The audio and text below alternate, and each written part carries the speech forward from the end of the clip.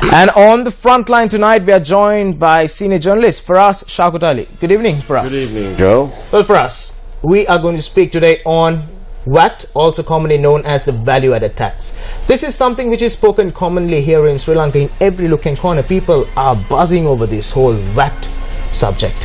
What is your take on this? The VAT, the VAT, is an essential component of tax in modern-day economies. But in the context of Sri Lanka, it's very sad that the government have had to raise VAT once more, because it directly affects the people. And also, this has come about because of very poor, extremely poor fiscal management on the part of the government, which is a great pity, because at the end of the day it's the people who are hit time and time after again.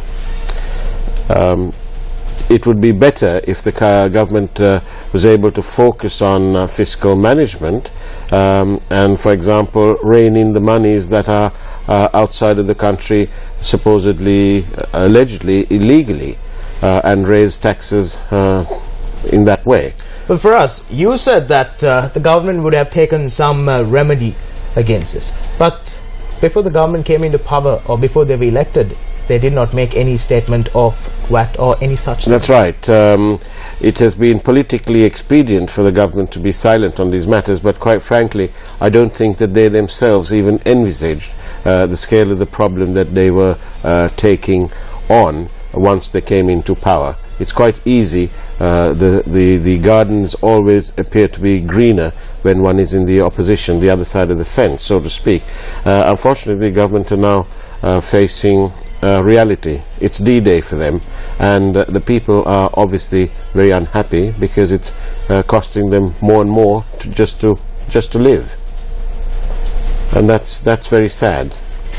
Well, for us, of course, end of the day, it's the people who are burdened by all these taxes and everything which is put forward.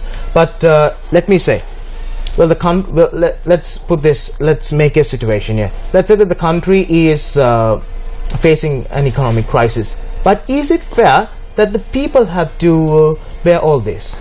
Well, it's unfortunate and it's unfair, of course, that the bulk of the people, the majority of the people, are burdened with tax after tax after tax, which is why it is essential to bear in mind the March the 12th movement, in which the public have been urged to vote professional, sober, liberal-minded representatives in Parliament who can represent them fit and properly.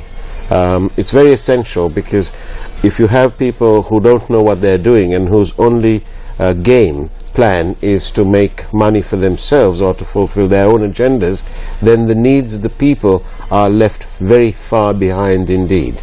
Well, thank you very much for sharing your thoughts on this.